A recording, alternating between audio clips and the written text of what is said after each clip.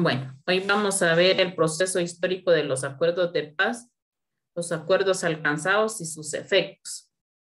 Abril, hágame favor de ayudarme a leer esta diapositiva.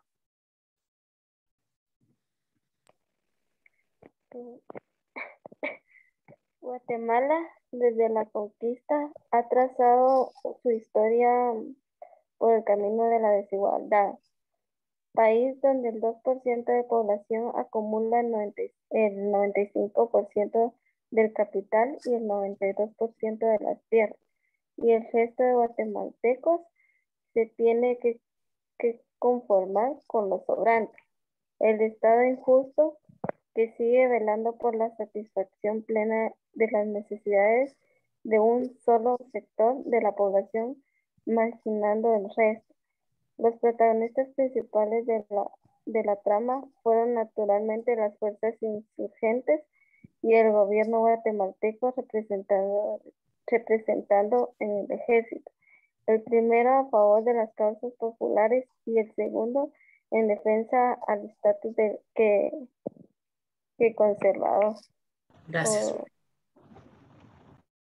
Entonces aquí iniciamos un proceso, analizamos que desde la conquista hay una desigualdad, que el 2% de la población acumula el 95% del capital, el 92% de las tierras y el resto de guatemaltecos se tienen que conformar con los sobrantes. O sea, es lo que siempre hemos hablado, que las tierras están contenidas en pocas manos, hay más pobres que familias poderosas, el Estado prácticamente ha sido injusta, se ha comportado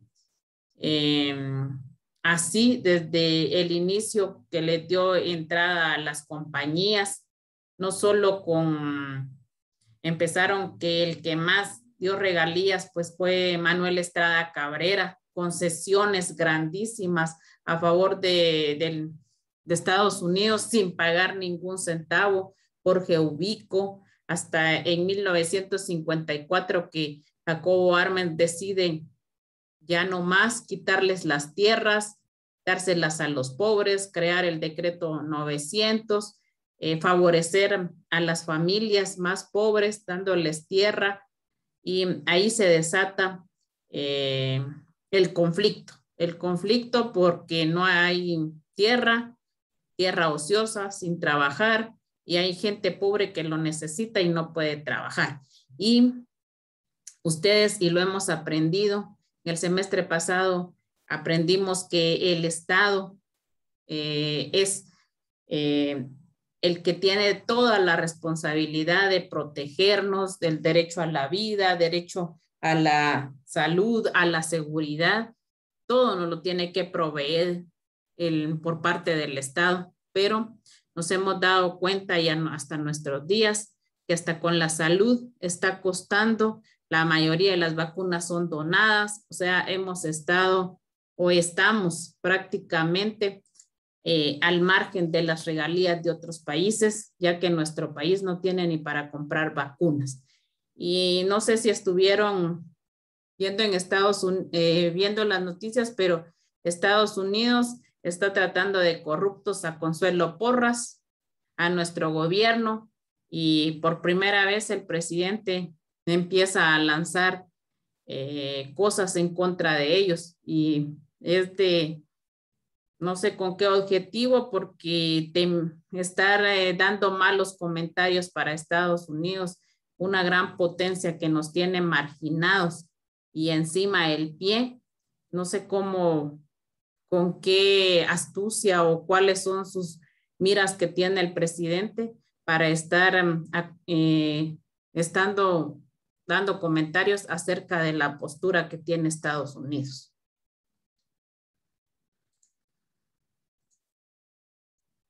Reina, si me hace favor de ayudarme a leer esta diapositiva. Buenas noches, licenciada. Buenas noches, Reinita. Permítame un momentito. Si quiere, le digo a Enberger y en la próxima me ayuda usted. solo la estaba ampliando. Ah, va, está bien. Gracias. Sí, gracias, Arita. Guatemala había sido escenario del conflicto armado interno que inició en la década de 1960. Esta guerra civil causó el cierre de espacios políticos y participación. Además, provocó gobiernos altamente anticomunistas que surgieron después de haber derrocado a Jacobo Arbenz Guzmán con el apoyo de Estados Unidos. Los derechos humanos son sistemáticamente violados y la sociedad ha sido privada de los más elementales espacios democráticos. En 1982, después de casi 20 años de enfrentamiento armado, se hizo un primer intento por parte del gobierno militar del general Efraín José Ríos Montt de encontrar una resolución a las negociaciones de paz, pero esto fue rechazado por la guerrilla. El ambiente era tenso entre los negociantes. Pregunta.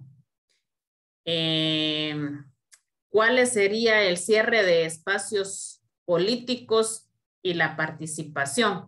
¿En qué se refiere a esto en cuanto a lo que estaba causando la guerra civil interna que tenía Guatemala? ¿Cuáles ejemplos de cierre de espacios políticos, participación, ejemplos o lo que le entiendan respecto a esto?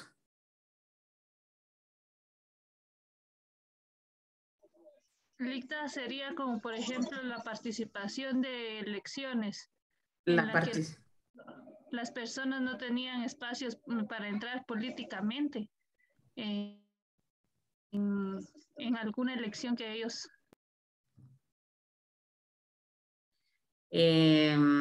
También, por ejemplo, el miedo a pronunciarse respecto a algo en contra del gobierno, cerraba espacios políticos, no había participación, la libre expresión de pensamiento, de radio, de televisión, no habían espacios políticos ni participación. O sea, esta guerra civil interna que desataron los guatemaltecos, los insurgentes, el ejército, el gobierno, empezó a cerrar igual, como les decía ayer. Guatemala entró en un ambiente candente por 36 años que éramos críticas, miedo a pisar el país por tantas cosas que se estaban yendo, inclusive mandaban de la ONU observadores a ver el conflicto armado, muchos de ellos inclusive perecieron. Otros que venían a hacer algún estudio sobre algún programa que ellos estaban trabajando internamente con los indígenas, hasta ellos sufrieron las consecuencias del conflicto armado. Entonces, lastimosamente, en Guatemala, por ejemplo, ustedes han oído mucho la Fundación Helen Mack. Ella la fundó porque su hermana estuvo trabajando con indígenas y fue parte del conflicto. ¿En qué sentido? Que le dieron muerte. No se sabe cómo se dio la muerte de ella, pero ella empezó a luchar para esclarecer este crimen. ¿Qué hizo? Tiene esta fundación. El problema es que a veces a través de estas fundaciones se dan de tipo lucrativo. ¿Por qué? Porque a veces piden ayudas y las ayudas sí las dan, pero es como que dieran malversación de fondos. Se vuelve lucrativo, ya no con un fin de un bien común, sino que un fin de un bien común, pero para lucrar ellos. Entonces, por eso se daba el problema de las ONG, que se establecieran leyes, procedimientos, requisitos para que se viera el ingreso de los dineros o el dinero que entra a este tipo de fundaciones. A veces está el aparato que sirve de que, Helen, yo tenía una creencia en ese sentido que era para ayudar, pero después contaban de que ella, o sea, esta fundación se daba para hacer malversación de fondos, o sea, no con el fin común que les decía, sino que con un fin lucrativo. Entonces también todo eso abarca en nuestro país, que nosotros con comillas y con letras grandes, la verdad que la mayoría de instituciones del Estado son de corrupción. ¿Por qué? Porque vienen, si la cabeza está mal, todo el cuerpo también está mal. Entonces las instituciones dependen fundamentalmente de cómo está dirigiendo el Ejecutivo, cuáles son sus objetivos, su misión, su visión, y ellos ven que él está mal todo lo que se está haciendo. Entonces, ¿qué hacen ellos también? Tratar de hacer lo mismo, ya no realizar las cosas de acuerdo a los procedimientos que son, sino que a favor de ellos. Entonces, todo esto estamos haciendo un proceso histórico de las consecuencias como etapas. Yo les pregunto esto porque a veces redundamos en lo mismo, es lo mismo y tal vez no me entienden. Pregunto porque sí me gustaría que al menos yo me quedo satisfecha que si alguien contesta es porque sí ha entendido, sí le está entendiendo a la clase. Yo sé que a veces es complicado la historia, pero a veces es bueno, y la mayoría pues critica que los estudiantes de derecho pues tienen que tener una lectura, y es por lo mismo, porque a través de la lectura uno va aprendiendo más, porque en las clases no podemos avanzar más, dar más de lo que tendríamos que dar porque no nos alcanza el tiempo. Entonces, ¿qué tenemos que hacer? Buscar, indagar, y lo más importante también es estar pendiente del acontecer diario, las noticias en su celular, conectarse a instituciones importantes que les den información que como ustedes como estudiantes de derecho tienen que tener o saber.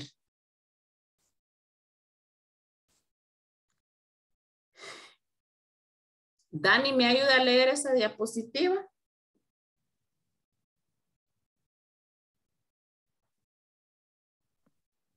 Buenas noches, Lida. Buenas noches, Dani.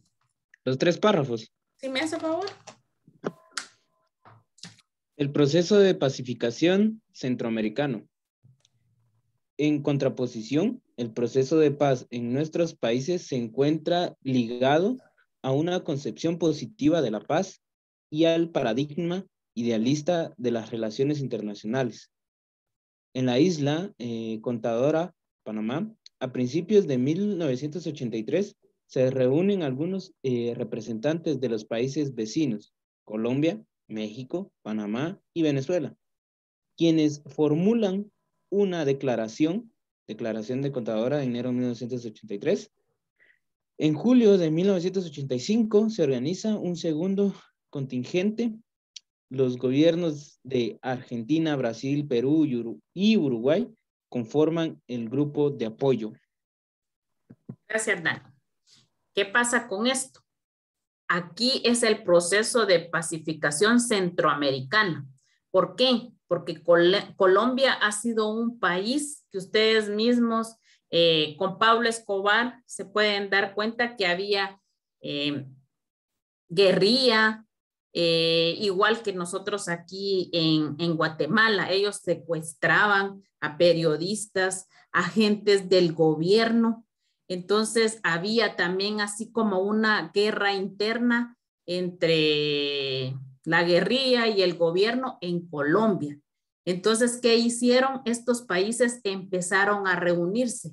México, Venezuela, pero el que siento yo que más problemas tenía Colombia, Venezuela, con el sentido de también de este presidente que falleció, se me viene ahorita a la mente el nombre. El que está gobernando ahorita es Nicolás Maduro. ¿Cómo se llamaba el que estaba anteriormente? Chávez. Chávez. También se daba mucho despotismo en este gobierno venezolano. Entonces se reunieron en una isla que se llama Contadora, que pertenece a Panamá.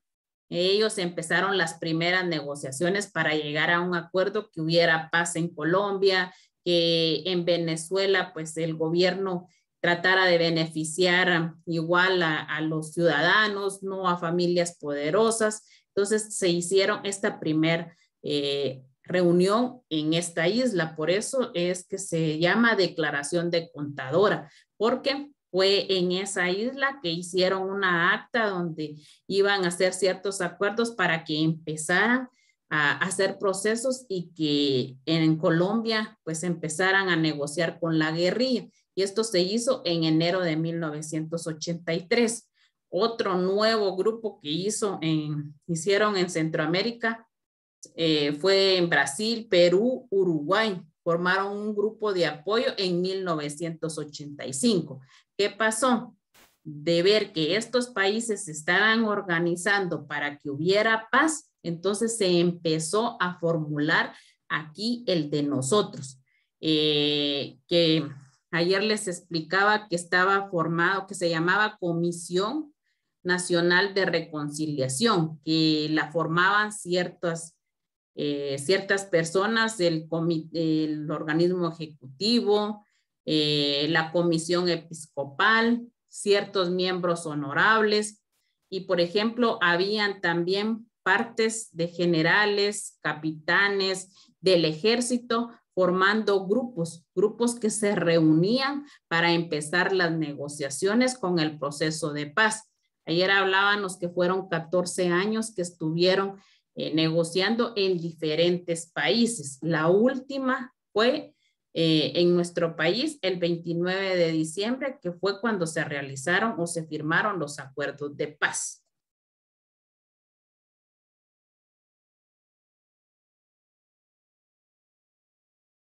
Angélica, si me hace favor de ayudarme a leer esa diapositiva. Completa.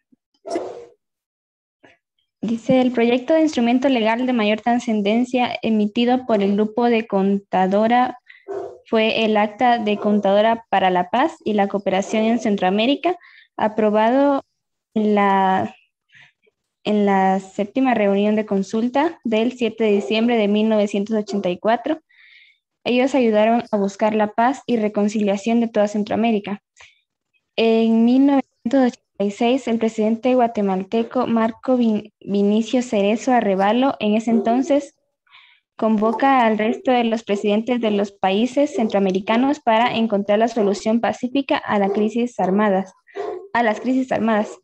El encuentro se celebró el 25 de mayo de 1986 en Esquipulas, Guatemala, en donde se produce la Declaración de Esquipulas.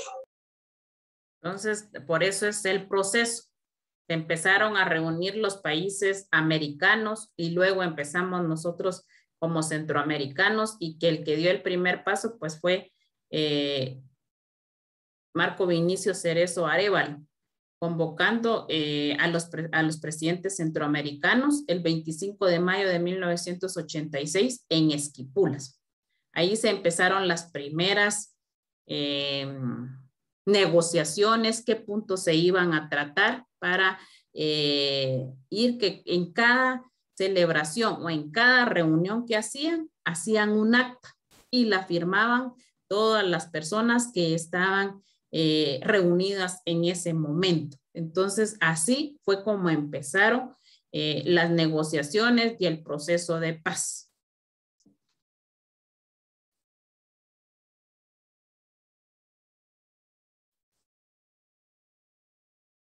Delia, si me hace favor de leer esta diapositiva. Donde dice un año después, licenciada. Ajá, si me hace favor. Un año después, en la cumbre de Esquipulas, del 5 al 7 de mayo, se aprueba el procedimiento para establecer la paz firme y duradera en Centroamérica. Se creó la Comisión Nacional de Reconciliación, de propicio el diálogo nacional y permitió a los civiles tomar participación política e iniciar un diálogo constructivo entre el gobierno y la URNG. A este respecto es oportuno mencionar que el consenso se logra precisamente porque en toda Centroamérica predominan las mismas condiciones económico, político y sociales. pero también porque coincidentemente concurren mandatarios demócratas. Cerezo Arévalo de Guatemala, José Napoleón Duarte de El Salvador y Óscar Arias de Costa Rica, y socialistas Daniel Ortega Saavedra de Nicaragua, que predominan sobre el criterio derechista del presidente hondureño José Azcona Goyo. Estos fueron los 5 presidentes que se reunieron de Centroamérica. Por nuestro país, Marco Vinicio Cerezo Arévalo. Por El Salvador, José Napoleón Duarte y Óscar Arias de Costa Rica. Y socialistas, dice, aquí habían socialistas, derechistas y nosotros como país de izquierda, una parte. Socialista, dice Daniel Ortega Saavedra de Nicaragua, que predomina sobre el criterio derechista del presidente hondureño José Azcón Hoyo. Ellos fueron los 5 presidentes que se reunieron en Esquipulas para empezar las primeras negociaciones. Uno de los temas que se trató, el diálogo nacional. ¿Qué quiere decir con el diálogo nacional? Ayer se los explicaba, que tenían que establecer los puntos como una agenda, qué puntos iban a tratar para empezar a hacer las negociaciones. Tomar entre uno de los puntos era que la URNG, representando a la guerrilla, tuviera una participación política, un diálogo constructivo entre gobierno y URNG. Ayer les expliqué de que nació a la vida jurídica como partido político. ¿Por qué? Porque ellos querían tener decisiones, tener poder para poder tomar decisiones dentro del Estado, especialmente dentro del legislativo. ¿Para qué? Para que por medio de ellos se pudieran establecer o crear leyes que pudieran ayudar a la parte indígena, a la tenencia y posesión de tierras, que se hicieran reformas a la Constitución. O sea, ellos querían participación política y participación ciudadana y que fueran reconocidos y respetados.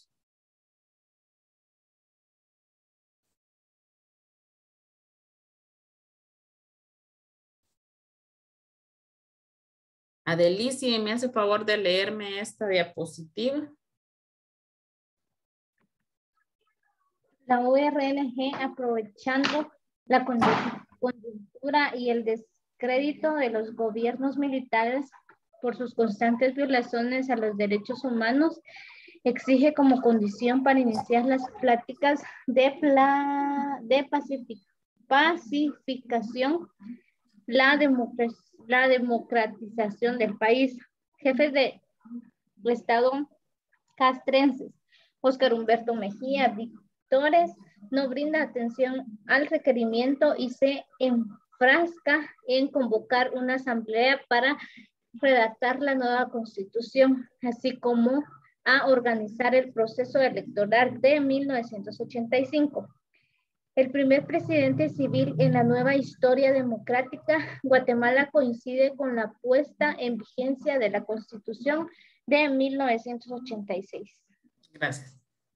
Como dice aquí, la URNG, aprovechándose de la coyuntura nacional y el descrédito de los gobiernos militares, porque la mayoría de presidentes que nos gobernaron desde 1960 hasta 1986, pues la mayoría eran parte del ejército, los presidentes, y a través de esto, pues las constantes violaciones que hicieron a los derechos humanos empezaron, ya que nuestro país es democrático. En ese entonces estaba como presidente Óscar Humberto Mejía Víctores. Ya en esto, ya estaban en las negociaciones para establecer y entrar en vigencia nuestra Constitución. Se promulgaron, se llevó a elecciones y saliendo electo como primer presidente civil y democrático, Marco Vinicio Cerezo.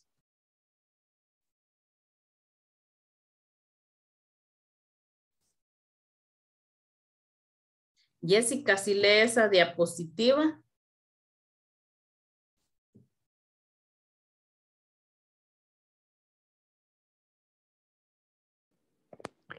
El gobierno español se presenta como auspiciador, sin embargo. El intento fracasa dando el clima de desconfianza que manifiestan ambas partes. El presidente Cerezo enfocará su atención en el marco creado en Contadora para retomar por ese camino los esfuerzos de pacificación. En esta época y con su iniciativa se producen la Declaración de Esquipulas y el Acuerdo de Esquipulas. Se produce un segundo en Oslo, Noruega, el 30 de marzo de 1990. En dicha ocasión se proclama el Acuerdo de Oslo o el Acuerdo Básico para la Búsqueda de la Paz por Medios Políticos. Gracias. Hubieron varios intentos de negociación y, como les decía, tomaron de base lo de la isla Contadora que habían realizado los países americanos. Entonces, Vinicio Cerezo inició e insistió para que se empezaran las negociaciones. Se hizo en Esquipulas, se hizo el primer acuerdo de Esquipulas II. Luego se empezaron a reunir en otros países, que ayer vimos a qué se refería el acuerdo de Oslo, Noruega, el 30 de marzo de 1990. En esa fecha fue firmado.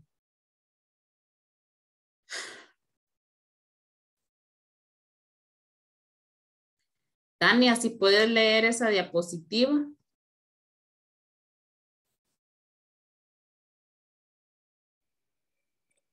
Que entre otras regulaciones dispone la presencia de un observador de la ONU, así como de un conciliador que asumirá el rol de mediador interno en el proceso.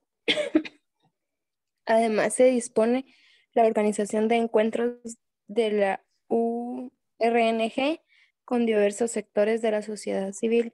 Es oportuno mencionar que ese acuerdo no fue firmado por la comandancia guerrillera, sino por una delegación de 3 médicos pertenecientes a la Comisión Diplomática de la URNG. Siempre en las negociaciones o cuando se reunían los encargados para realizar los acuerdos, cada uno de los acuerdos, siempre había un observador de la ONU para que se llevaran de acuerdo a los procedimientos establecidos.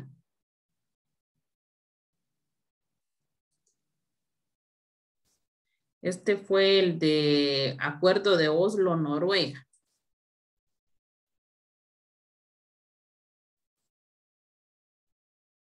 Enberger, no sé cómo está su señal. Aquí estoy, ¿qué le leo? Esta diapositiva, la primera de una serie.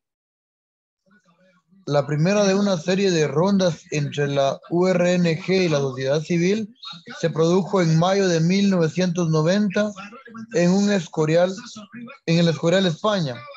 En el acuerdo resultante de dicha ronda se convino que la negociación se desarrollaría dentro de los marcos constitucionales y que a la vez se pondría en marcha un proceso de revisión y reforma institucional, lo que incluía reformas a la Constitución, mismas que no fueron efectuadas, a fin de lograr metas de paz y perfeccionamiento de la democracia funcional y participativa. En este acuerdo hay una parte donde dice que se tienen que establecer reformas a la Constitución. Y como dice aquí claramente, las mismas no se hicieron, no se convocó, se hizo la Asamblea Constituyente de sí o no se hizo una votación y que saliéramos a votar si sí se reformaba o no la Constitución. En la mayoría hubo un gran abstencionismo y la mayoría pues optó por no reformar la Constitución, porque si ganaba el sí, iban a formar la Asamblea Nacional Constituyente para hacer las reformas. Entonces, en sí, y está plasmado este acuerdo donde se especificaba que hubieran reformas a la Constitución y indicaban qué puntos no se hizo. Licenciada, ¿Qué manda? ¿en qué año se hizo ese referéndum? Fíjese que yo no me acuerdo, Dani, pero sí se hizo un referéndum que se hizo como elecciones, solo que nada más en la boletita decía sí, no, como el referéndum que se hizo cuando se dijo lo de Belice. También así se hizo en esa convocatoria. Pero fue en año electoral entonces. No, fue aparte, porque querían reformar la Constitución, pero llegaron al acuerdo que la población manifestara si sí o no se reformaba la Constitución. Ok, gracias. ¿Cuántos años tiene usted ahorita, Dan?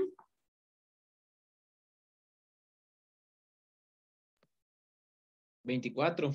Sí, lo que pasa es de que yo no me acuerdo si fue como en 1900, después de la firma de la paz fue en 1996. Algo por ahí, no sé si el siguiente año hicieron esa consulta o ese referéndum, si sí o no se reformaba la Constitución. Okay. Gracias, Ligda. Va.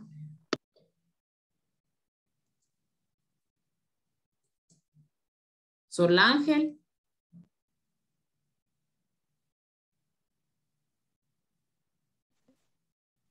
¿Me escucha, licenciada? Sí, sí, la escucho. Leo lo que está en la diapositiva. Por favor. La segunda reunión se produjo con el sector empresarial CACIF en Ottawa, Canadá, en agosto de 1990. No se logró acuerdo alguno.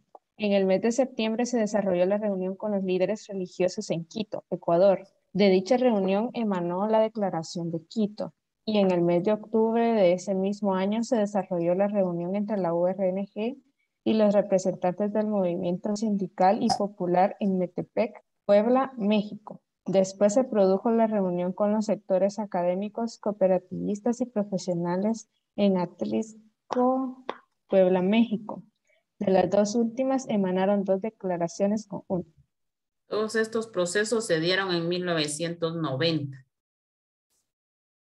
Acuerdos concretos, dice. Elba, si me lee esa diapositiva, por favor. El 25 de julio. Se suscribe el acuerdo Querétaro, también llamado Acuerdo Marco sobre Democratización para la Búsqueda de la Paz por Medios Políticos. En octubre se pasa a un segundo punto, los derechos humanos. Para diciembre de 1992 ya se había resuelto 10 de los 11 puntos en que se dividía el tema de los derechos humanos, pero los temas no resueltos quedarían pendientes dado que el autogolpe de Jorge Serrano Elías el 25 de mayo. Eso estancó un poco las negociaciones por el autogolpe que se dio este señor Jorge Serrano Elías. Daniel, si me lee esta diapositiva. El presidente Ramiro de León Carpio afronta la trama desde otra perspectiva.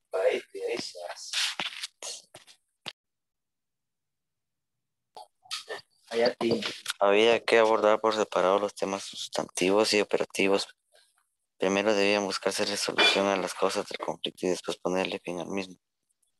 En enero de 1996, sin acuerdos concretos sobre aspectos socioeconómicos, el nuevo gobierno del presidente Álvaro Arzúa aumenta las expectativas al expresar que podría firmarse la paz a finales de ese mismo año y ordenar una importante organización del ejército.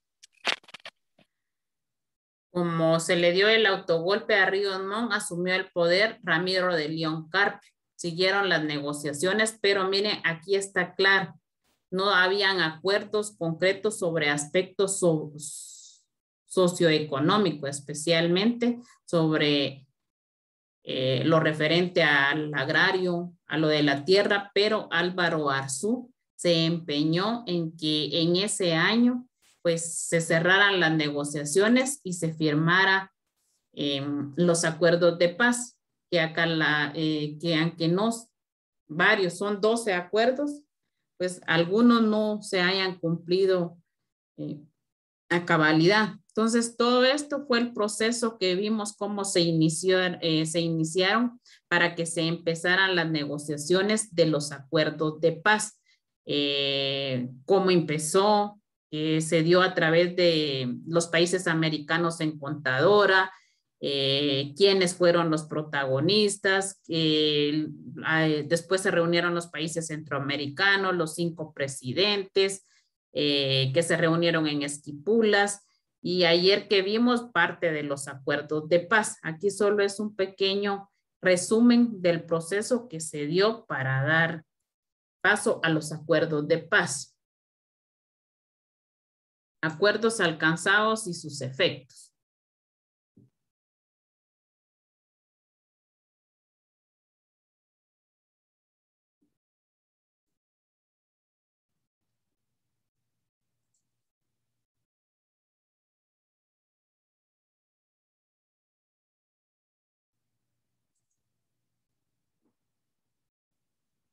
Daisy. Ligda, no tenía señal. Ayúdeme a leer esta diapositiva. Vaya, con mucho gusto. Dice los acuerdos alcanzados y sus efectos. Acuerdos alcanzados. Acuerdo marcos sobre democratización para la búsqueda de la paz por medios políticos. Querétaro, México, 25 de julio de 1991. Acuerdo global sobre derechos humanos. México DF. Acuerdo para reasentamiento de las poblaciones desarraigadas por el enfrentamiento armado.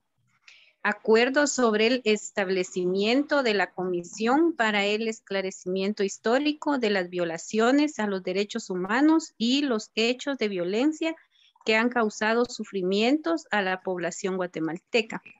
Acuerdo sobre identidad y derechos de los pueblos indígenas. Acuerdo sobre aspectos socioeconómicos y situación agraria. Aquí son 6. En la próxima vamos. Estos son son 12 acuerdos. Y miren, aquí están enfáticos, claros, cuáles son. Estos son 6. Aquí está el 7, acuerdo sobre fortalecimiento del poder civil y función del ejército en una sociedad democrática.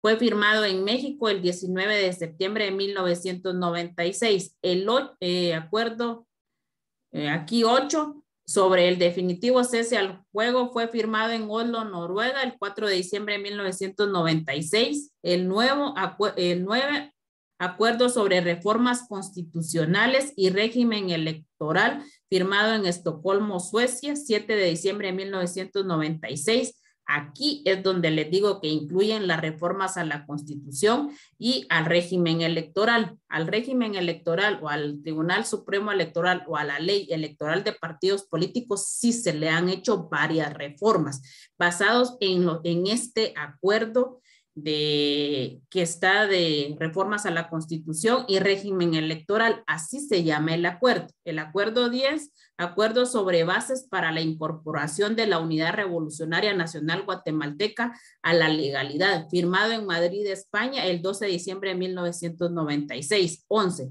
acuerdo sobre el cronograma para la implementación y cumplimiento de verificación de los acuerdos de paz, firmado el 29 de diciembre de 1996, y el último acuerdo de paz firme y duradera, Guatemala, 29 de diciembre de 1996. Son 12 acuerdos. El primero que lo leyó Daisy, acuerdo marco sobre democratización para la búsqueda de la paz por medios políticos, firmado en Querétaro, México, el 25 de julio de 1991.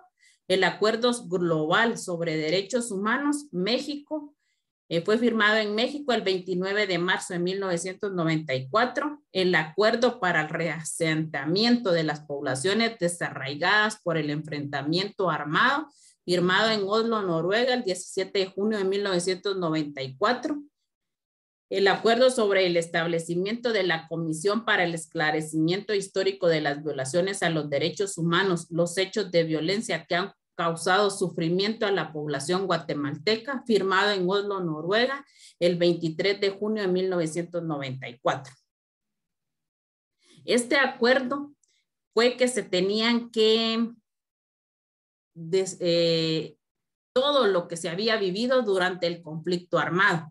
Por eso está la memoria del silencio, hay memoria del silencio 1 y 2, donde la comisión, inclusive esta comisión, estaba encargada por el monseñor Gerardi, el que fue asesinado. Entonces, esta comisión era encargada de andar preguntando, de andar investigando todos los acontecimientos que se dieron durante el conflicto armado. Por eso, si ustedes se dan cuenta, también hay un acuerdo donde dice que es acuerdo para sobre la identidad y derechos de los pueblos indígenas, que fueron los que más fueron violentados, esto de las poblaciones desarraigadas por el enfrentamiento armado, su reasentamiento, que ayer vimos parte de cada uno de estos acuerdos de paz. Acuerdos alcanzados y sus efectos. Licenciada, ¿Demanda? yo escuché que mencionó que en un acuerdo era donde entraban los acuerdos, donde entraban las reformas a la Constitución. Aquí está, es el... ¿Cuál fue? El 9, sobre las reformas constitucionales y el régimen electoral, firmado en Estocolmo, Suecia, el 7 de diciembre de 1996. Sí. Gracias, Lista. Jenny Herrera, si me hace favor de leer esta diapositiva.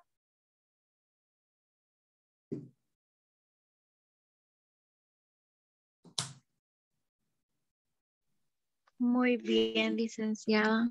Gracias. Acuerdos alcanzados y sus efectos.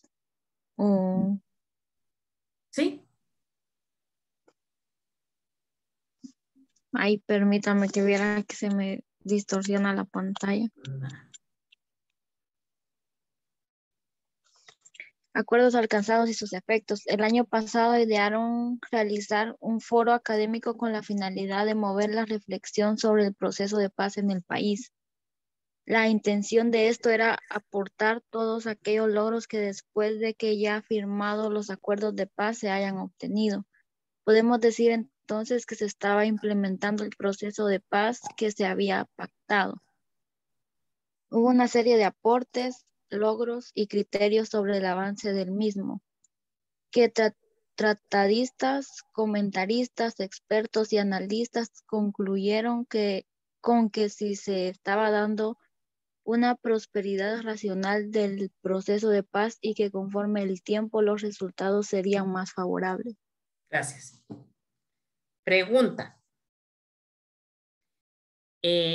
¿Cuáles serían, para ustedes, cuál es uno de los efectos alcanzados con los acuerdos? ¿Cuáles son sus efectos? ¿O cuál es uno de sus efectos alcanzados al firmar los acuerdos de paz? El haber terminado el conflicto. Haber terminado el conflicto. Estabilidad económica. Estabilidad, ¿está seguro? Estabilidad económica. ¿Y por qué? Porque ya se podía, Guatemala siendo un estado en paz, ya podía empezar a colocar acuerdos bilaterales con tratos de comercio, porque como ya no teníamos problema con las fronteras en las cuales se resguardaba la guerrilla, y aparte que ya nos secuestraban diplomáticos, entonces Guatemala ya se podía dar el lujo de venir y negociar con países, hacer acuerdos TLC, tratados de libre comercio, integrarse a la comunidad de comercio, empezar a implementar políticas de turismo, etcétera. Muy bien. Dani un punto sobre el 14 del parcial, sobre que tiene 14. Hoy.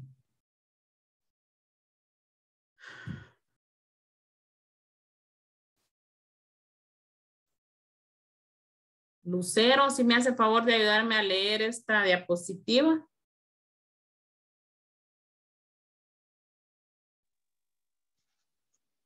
Se dividió en dos foros. Eso. Sí.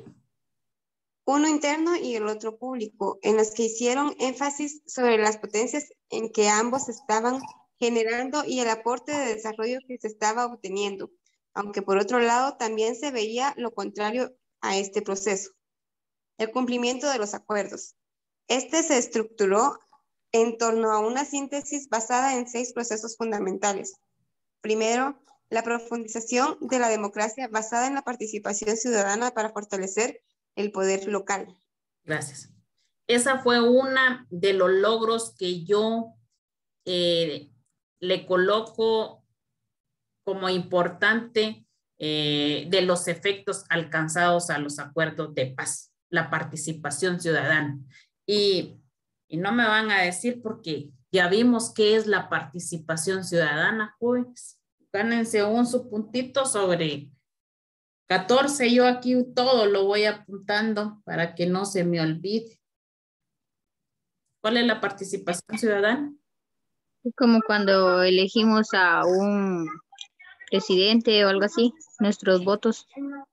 Esa es una, pero vimos algo más de ella, la vimos en la clase del 31 de agosto, participación ciudadana en Guatemala y su marco legal e institucional.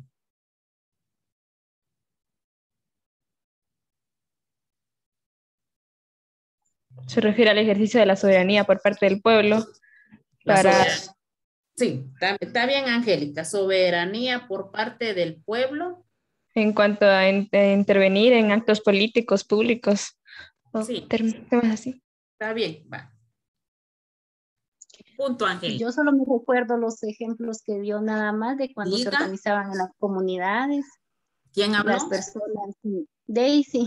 Es que tengo alfabónica la voz. Ahí está Daisy. Sí, porque ese ejemplo es el que yo me recuerdo que usted dio, que fue más puntual. ¿Y sabe qué? 2 puntos, porque ese era el que yo quería, porque quiere decir entonces que sí ha estado pendiente. Licenciada. ¿Qué manda? Y en ese ejemplo que está dando Daisy entran lo de los cocodes, ¿verdad? Ahí quería llegar yo. Ahí quería llegar yo, Dani. ¿Por qué? Porque se dio, y algo más, nos hizo falta una única más para darle el toque final con lo que dijo usted, con lo que dijo Angélica y con lo que dijo Daisy. La descentralización. ¿En qué se basa la descentralización? Y les di un ejemplo también. ¿En la división de poderes? No.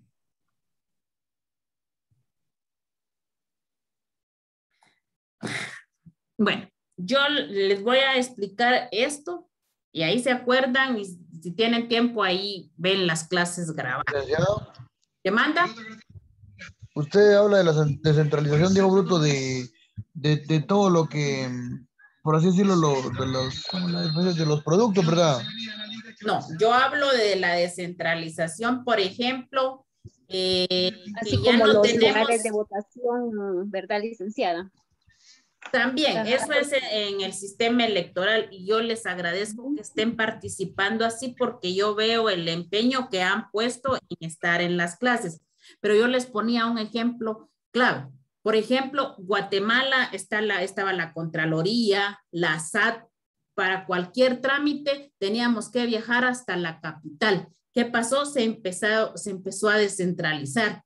Ya hubieron la SAT en Jalapa, la Contraloría, empezaron a descentralizar. Ya no teníamos que ir tanto a la capital para hacer algún trámite si nos quedaba cerca el departamento. Entonces, eso también conllevó a que se descentralizara y no digamos ahorita con la tecnología, todo esto se hace de forma virtual, pero en esa época viajar de aquí a la capital, imagínense, terracería, madrugar, grandes colas, y a veces por una cosita que uno no llevaba tenía que volver a regresar gastados, sin permiso, sin dinero. Entonces todo esto provocó que darle participación a la gente también a través de la economía, que ya no fuera tanto a gastar si le quedaba, si a Guatemala se hacían casi 4 horas la camioneta, pues en Jalapa iban a ser 2 horas, ya no ir.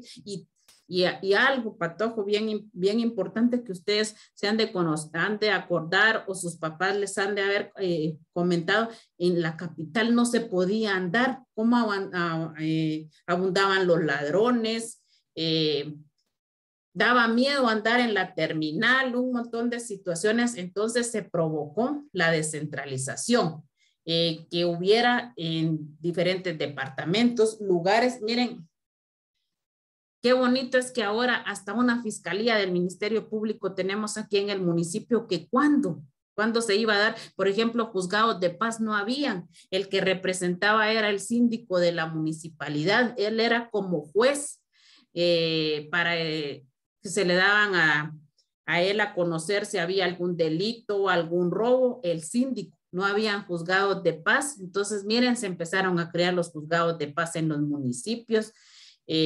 Por ejemplo, con esto también se dio la participación ciudadana con los COCODES, que ahora el presidente del COCODE es el representante del alcalde en la aldea.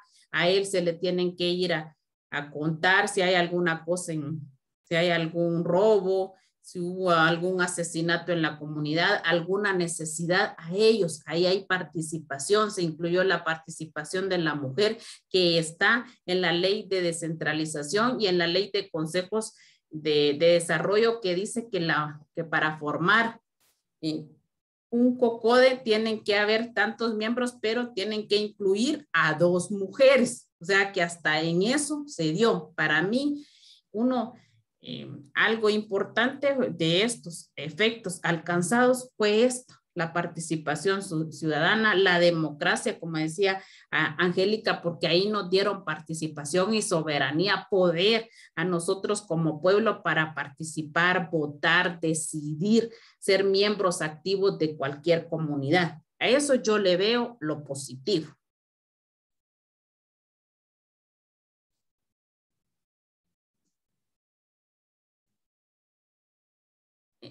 Florecita, yo no sé cómo está su señal.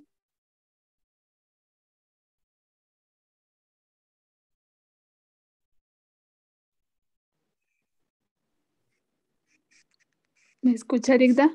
Sí, si me hace favor de ayudarme a leer esa diapositiva. Ah, bueno. Entonces dice segundo. Ajá, segundo. Segundo, con la Constitución de la Nación pluricultural, multiétnica y multilingüe.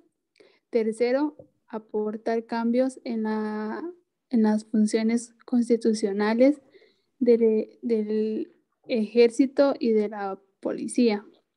Cuarto, un proceso de reformas y modernizaciones del Estado referente a los sistemas judiciales y al sector de justicia. Quinto, una inversión realmente nacional, principalmente con recursos propios en la Guatemala rural. Y por último, la consciente transformación de las políticas y prácticas fiscales. Gracias, Flor. Estos son otros de sus efectos alcanzados. Ayer les expliqué en qué consistía la pluricultural, multiétnica y multilingüe. Ayer les expliqué de las clases indígenas en qué consistía esto. Vamos a ver a alguien que sí me haya entendido, que les dije en qué se basaba esto.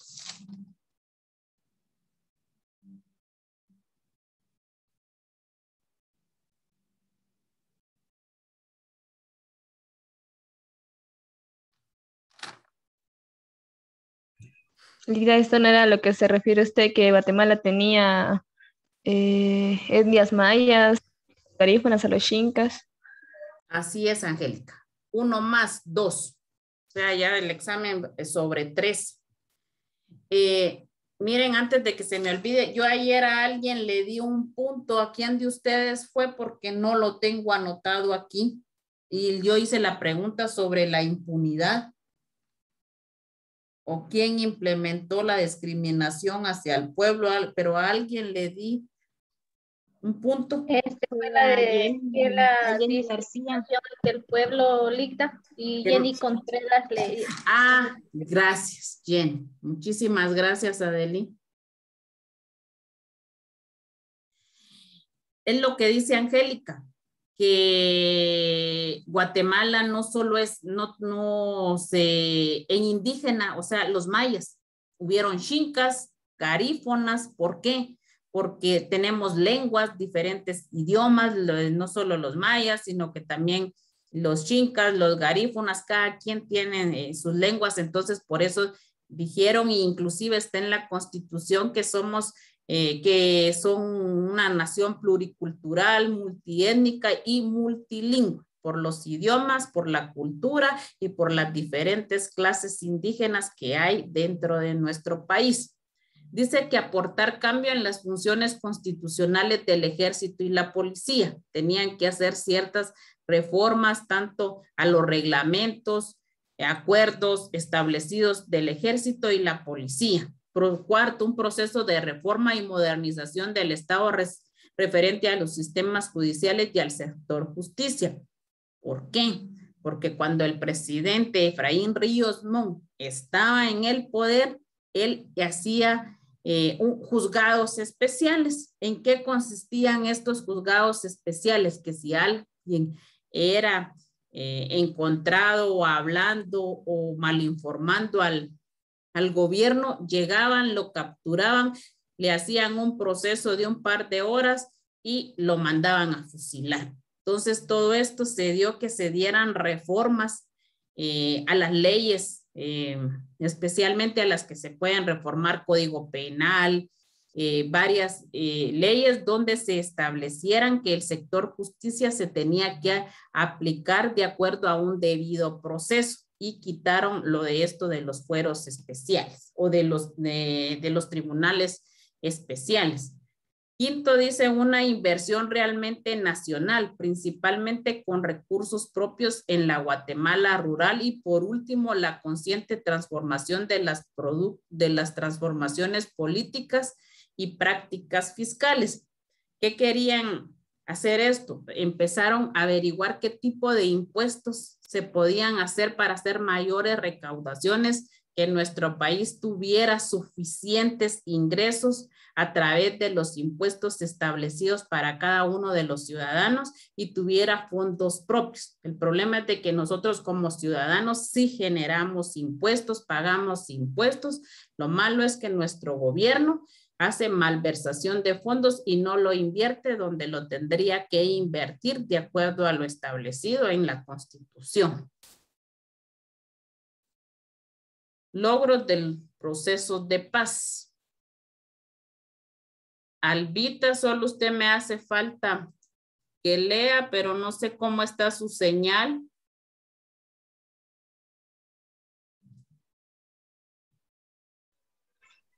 ¿Sí me escucha, Ligda? Sí, ahí está. Léame esa diapositiva, por.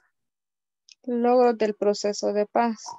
Superación de la violencia. Se basó en instrumentos que actuaron de manera represiva contra el sistema de violencia, que era el principal factor que se desarrolló en el desenlace del conflicto armado interno, por lo que con mecanismos e instrumentos de carácter político y social se logró erradicar la mayor parte de violencia que en esas instancias se vivían en la población. El caso principal fue la implementación de mecanismos no violentos en la fuerza política militar, respetando la vida democrática y la posibilidad de no volver a la vía armada. Por lo que, si bien es cierto, con esto en el presente y en los próximos años, era más probable no volver a fracasar con la misma magnitud de violencia que se vivió en el pasado. Los aparatos represivos que el Estado planteó fue fundamental para el respeto de los derechos humanos de los ciudadanos, dándole la única facultad a los órganos o tribunales para administrar la justicia de manera considerativa y equitativa. Gracias, Aldo. Entonces, uno de los logros del proceso de paz es fuera violencia, violación a los derechos humanos, y cada vez se fortalecieron en proteger los derechos humanos.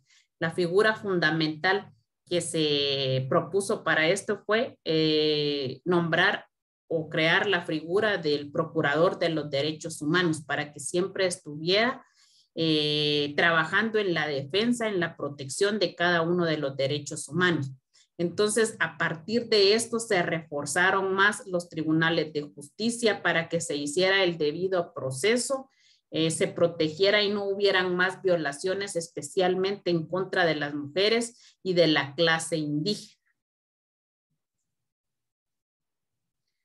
Desmilitarización de la vida política. Si bien sabemos que durante muchos años el predominio del poder estaba en manos de las instituciones, de la institución armada sobre la política, por lo que según la vía democrática se logró retirar a los militares del ejército directo de la política, constituyendo este logro como algo sustancial del proceso de paz, creando un único cuerpo de seguridad de carácter civil que a lo largo de los años, a través de estos cuerpos de seguridad, se daría la reducción sustancial del poder sobre la sociedad.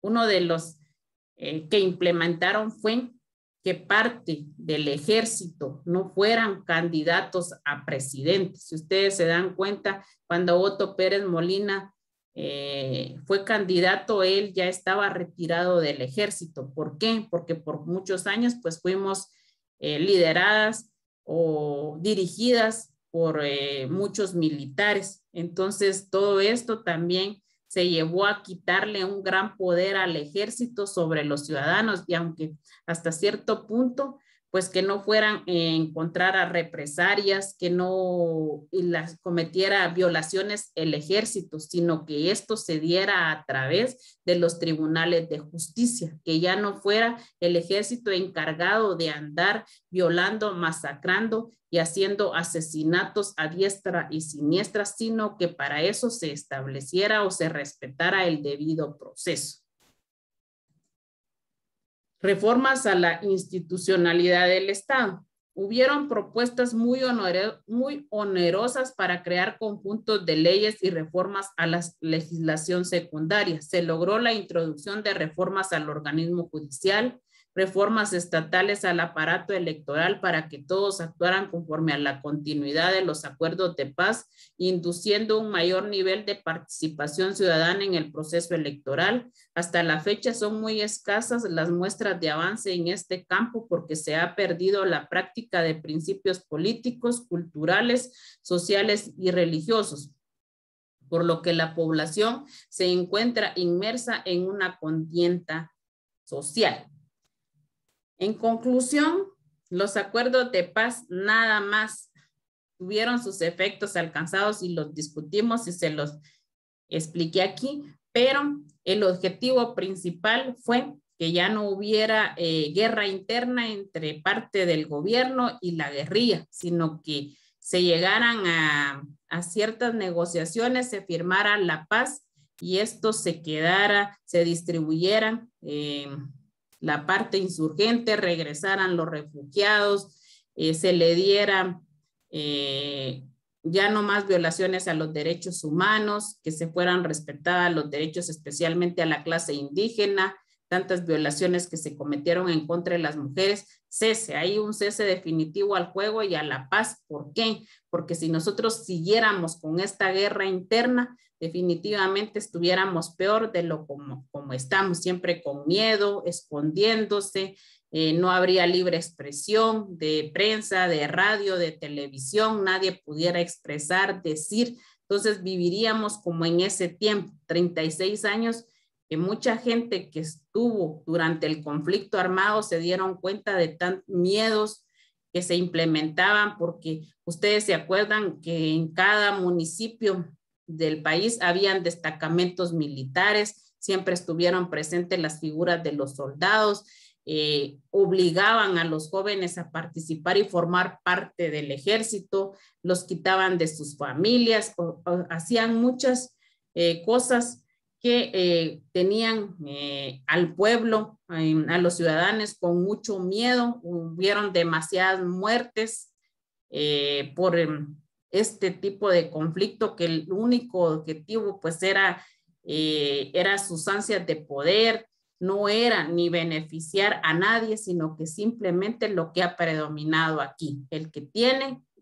más y más quiere. Simplemente su objetivo es lo único que se ha buscado. Nunca se ha favorecido a la clase pobre ni a los indígenas, sino que siempre ha predominado y el poder está en pocas manos y así seguirá por mucho tiempo, porque mientras el pueblo no ejerza su soberanía, se plasme, se pronuncie, no vamos a cambiar y vamos a seguir como estamos. El problema es de que nosotros, ustedes como estudiantes de derecho, conozcan sus derechos, conozcan cada uno de lo que ha pasado en el transcurso de la historia, para que así pues cada día pues tengan una visión diferente y busquen cambiar a nuestro país, porque está en las manos de ustedes.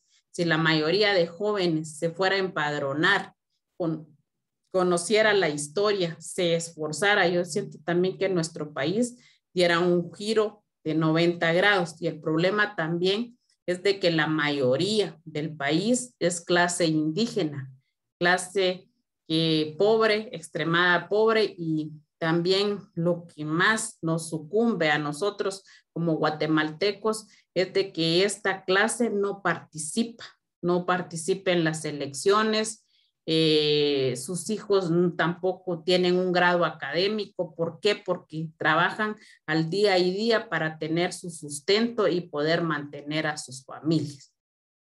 No sé si tienen alguna duda, y si no, ahí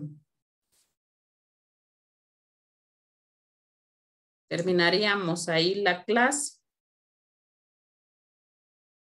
Hasta aquí entraría el parcial, ¿verdad, licenciada? Sí. Hasta aquí. Porque ya el lunes empezarían ustedes con sus parciales. Desde la violencia contra la mujer es lo que va a entrar, ¿verdad, licenciada? Sí, desde la violencia contra la mujer hasta hoy.